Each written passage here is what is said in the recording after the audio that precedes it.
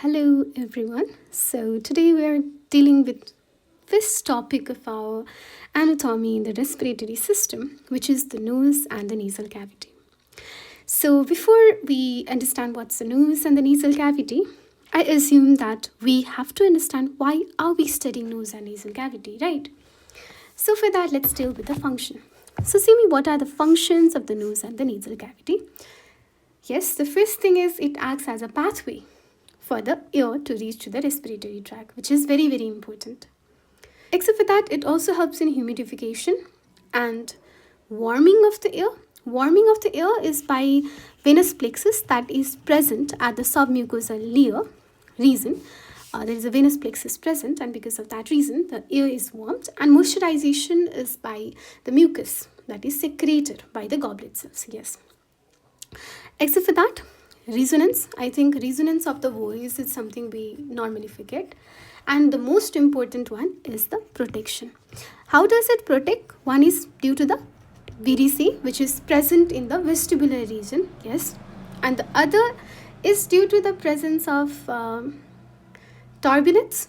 Because when there is a presence of turbinates means concha, the air strikes the turbinate, change the direction, but the microorganisms and the dust being more denser in comparison to the air, they cannot change the direction and hence stick into the mucus that are present in the turbinates. Okay, and yes, mucus itself also acts as a protective mechanism. So these are some of the functions of the nose that you should remember. Now, whenever we talk about nose, we talk about two things. One is the external nose, other is the nasal cavity. So, talking about the external nose, we'll deal with that first.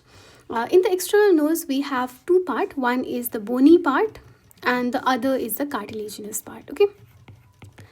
So, we'll be observing it with a drawing here. So, here you can observe that this is our nose. Okay. You can see that this is our orbits. Okay, between the orbits, the nose is present below the anterior cranial fossa between the two orbits. This is our frontal bone. It holds the nose. The base of nose is made up of two bones. One is the nasal process of maxilla or frontal portion of maxilla, and the other is our nasal bone itself. Okay. Now this is our bony structures for the external nose. Now we have cartilaginous structure. We have three major cartilages. One is the septal cartilage. You can see that this is our septal cartilage. It goes inside to form the septa. Then we have lateral cartilages, okay, which is also considered to be superior lateral cartilage. And then we have our major alar cartilage, so which is also known as inferior lateral cartilage. So these were the three main cartilages of the nose. Except for that, we have small cartilages present here, which are minor alar cartilages, which are present between the major alar cartilage and this bony outline of the maxilla. And here are some fibrous tissue as well. Okay. Now this talking about this lateral cartilage, it is attached to the piriformis aperture that is formed by the nasal bone with some fibrous tissue. And medially, if we see, they actually, when we see medially, I would like to show like they are in this way. Okay. When we give a coronal section, we observe this as this way. And they are attached at the middle in the septal cartilage, forming a narrow bridge as well. Okay. So this is also something we should remember. Now talking about the major alar cartilage that you observe here, it has got two crus. One is considered to be the lateral crus, other is considered to be the medial crus. Okay, the lateral crus, they do not attach to the bony prominence directly. They attach to the bony prominence with the fibrous tissue. Fibrofatty tissues are there. Along with that, minor alar cartilages are there. Okay, now in the medial side, they attach to one another below the septal cartilage, and they form a structure which is considered to be columella. Okay, and columella, you can easily feel it below the septal cartilage. It is freely movable side to side. Okay, So this is about the major alar cartilage as well, and minor alar cartilage, they are just there in the fibrous tissue, and this is fibrofatty layer that you can feel it below. Now when we talk about the nose, I think if you remember this much about the nose, it's very good thing, okay? And in this portion we have skin only, okay? So this fibrofatty layer, we have skin, and this skin has lot of sebaceous gland in it, and sometimes those sebaceous gland, they give rise to a tumor, lobulated tumor, which is considered to be, you can see here, that is rhinophyma. Okay, this is also something I mentioned right now, okay? Now let's talk about the nasal cavity, which is the internal structures of the nose. Now, nasal cavity is especially divided into two parts. One is considered to be vestibule, other is considered to be nasal cavity proper. Now, nasal cavity proper, we will be even dividing the nasal cavity proper into one as a real nasal cavity proper, and other is anterior, the upper superior 1/3, which forms the olfactory cavity, that is also there, but we do not divide it by saying, but I'm just mentioning that there is some reason which is also for the olfactions, but we have two reasons. One is vestibule, another is the nasal cavity proper. And the nasal cavity is also divided to the right and the left side by the septal cartilage, so that is also important. And the septum that you have, it is not exactly in the middle in many people, okay? It's very rare to be exactly middle. It's mostly deviated, especially towards the right side. The right side is normal, okay?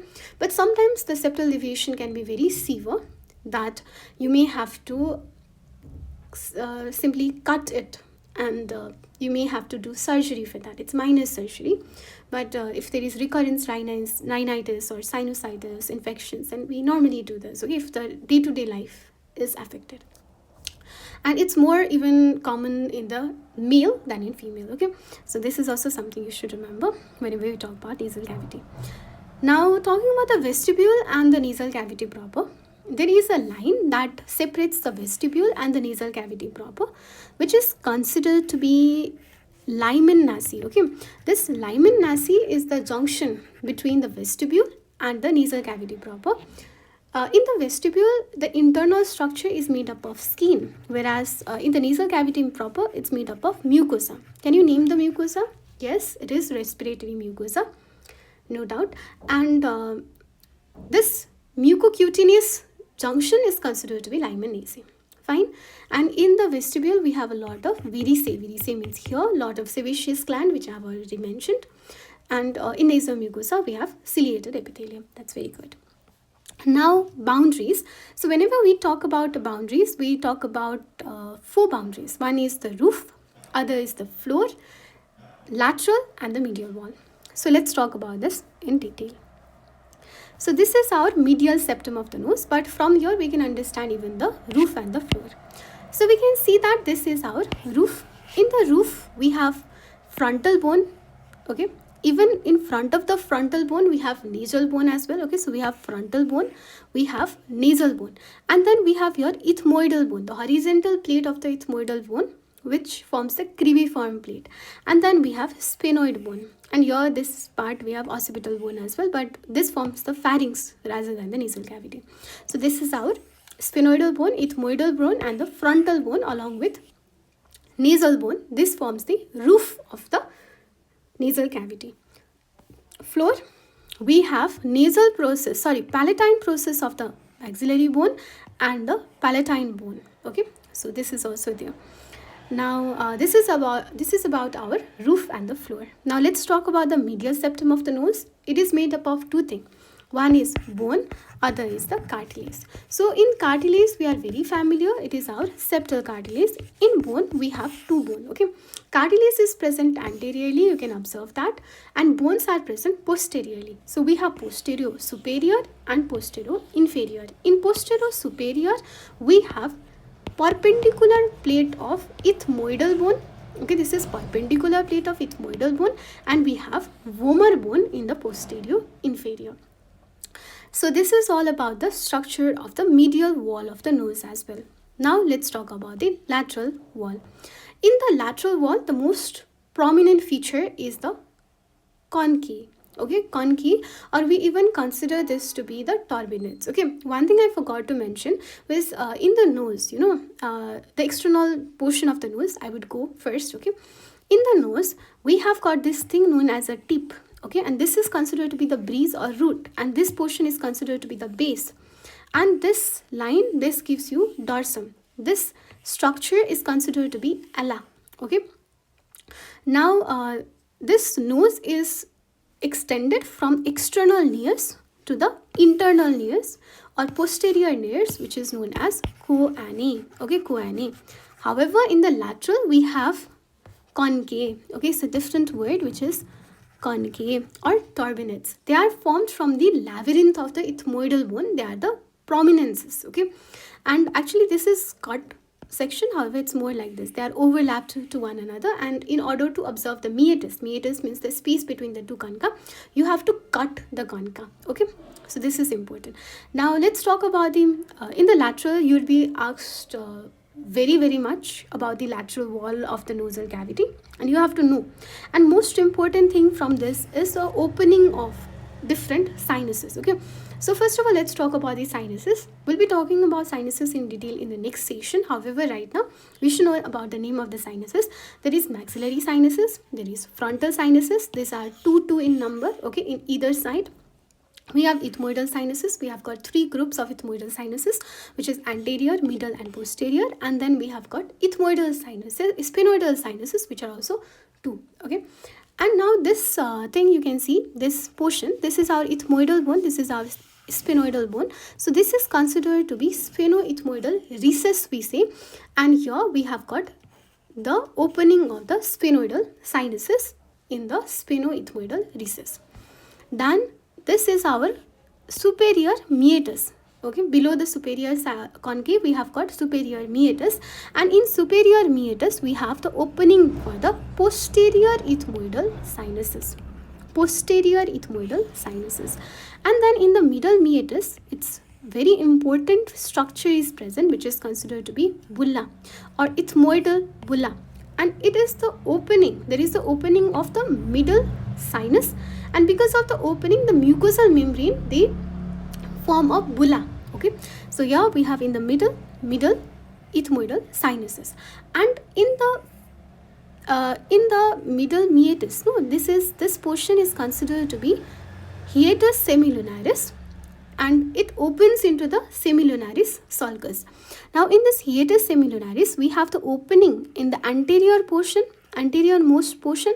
We have the opening for frontal sinus, and the frontal sinus, you can see that it comes from this part. This is considered to be infundibulum. Okay, and then in the middle we have got anterior ethmoidal sinus, and in the posterior portion, or the most below the trough portion of the bullae, we have opening for maxillary sinus, and maxillary sinus is present in this way in the below. So it has got the down, the trough of the hiatus semilunaris is the occupied by the opening of the maxillary sinus. It does make sense, right? Now after that, in the inferior meatus, we have nasolacrimal duct, opening of nasolacrimal duct. Inferior concha is the largest concha, and inferior meatus is the largest meatus, and the superior concha is the smallest concha. So we should know this much. So this much you should know. Okay, now after this, what are we supposed to know is arterial supply. Now when we talk about the arterial supply, in the medial, in all of the, whether it's a lateral wall or medial wall, we have four arteries. Okay, what are the four arteries? One is anterior ethmoidal artery.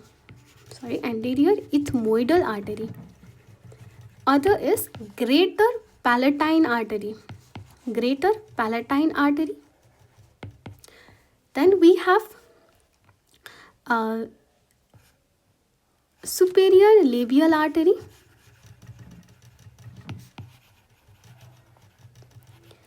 And we have sphenopalatine artery. These are the four major artery. Now I'll be writing another artery, which is posterior ethmoidal artery. Why am I keeping it in a different part? I'll be mentioning that later. Okay. So this we have septal branch and we have lateral branch. So you have to mention septal branch of this, lateral branch of this. Okay. For both, we have seen the anterior ethmoidal artery and maxillary artery are the branch of ophthalmic artery. Greater palatine and spinopalatine artery are the branch of maxillary artery, and superior labile artery are the branch of facial artery. Now this four arteries, they actually form Little's area.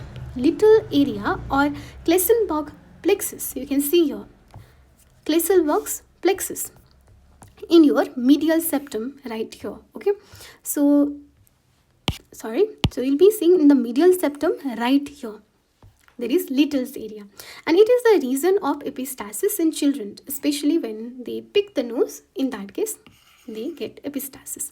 Now from the posterior to this inferior concha, there is another plexus. Okay, I'll mention that as well. That is known as Woodruff plexus, and this Woodruff plexus is a venous plexus, or let's say a mixed plexus, but normally venous plexus. And in this plexus, we have spinopalatine artery there, and this spinopalatine artery gets damaged and cause posterior epistasis in the elderly, more than 40 years, who have hypertension. Okay, so if they are elderly, if they have hypertensions, 40 plus, okay, you should be considering that the epistasis is due to spinopalatine artery. So you have to do posterior packing, and if they are children, then in that case you have to do anterior packing because it's due to the bleeding in the Little's area. Okay, so this is something we should not forget. And don't forget, Woodruff plexus is a venous plexus, whereas this Little's area or Klesenberg's plexus is actually our arterial plexus.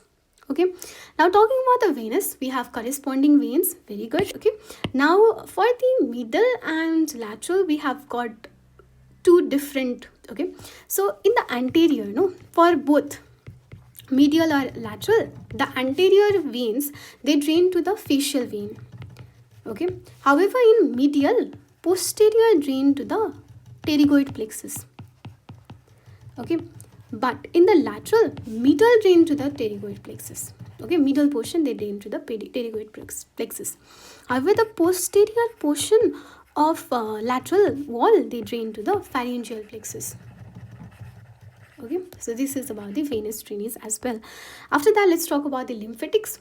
They drain into the submandibular and retropharyngeal submandibular lymph nodes. Okay, and from the retropharyngeal, it goes towards the deep cervical lymph node as well. Okay, now let's mention about the nerve supply. So for the nerve supply, what do? We divide the nose into three parts. So let's first of all divide the nose. Let's deal with the medial part. Okay, so in the anterior superior, you can observe there is anterior ethmoidal nerve. Okay, anterior ethmoidal nerve. In anterior inferior, there comes another nerve, which is our anterior superior alveolar nerve, which is septal branch of infraorbital nerve, which is the branch of maxillary nerve. Okay, which is the branch of maxillary nerve. So these two are even same for both the medial as well as lateral septum. They are very same. However, when we talk about this part for the medial, we have your nasopalatine nerve. In the posterior, we have nasopalatine nerve, and posterior inferior, we have nasopalatine nerve, which is a part of a pterygopalatine ganglion, and here also we have a branch from the pterygopalatine ganglion. And here we have medial, because it's a medial, posterior, and then superior nasal branch of pterygopalatine ganglion. Okay, and in the posterior, we even have got other nerves such as greater palatine nerve is also present in the palatine nerve is also present in the posterior aspect. Now so these were few of the nerve, and when we talk about this nerve, they all are the branches of trigeminal nerve. Okay, these whole nerves are the branches of trigeminal nerve. That means these nerves are for the general sensation. Okay, except for general sensation, if you talk about the spatial sensation, we have olfactory nerve that comes from the cribriform plate that goes through the claviform plate because it's a sensory nerve. Don't forget, okay? Don't forget whether it comes or it goes. Be careful with these words. Now, talking about the lateral, in lateral, it's very similar to this. Okay, we have got in this way. Now, in the lateral, it's very similar. This anterior ethmoidal and anterior superior alveolar nerve, branch of the infraorbital nerve, which is actually we consider this to be lateral branch. Okay, and this is also similar. It is a lateral posterior superior nasal branch. Instead of medial, we use the word here lateral posterior superior nasal branch.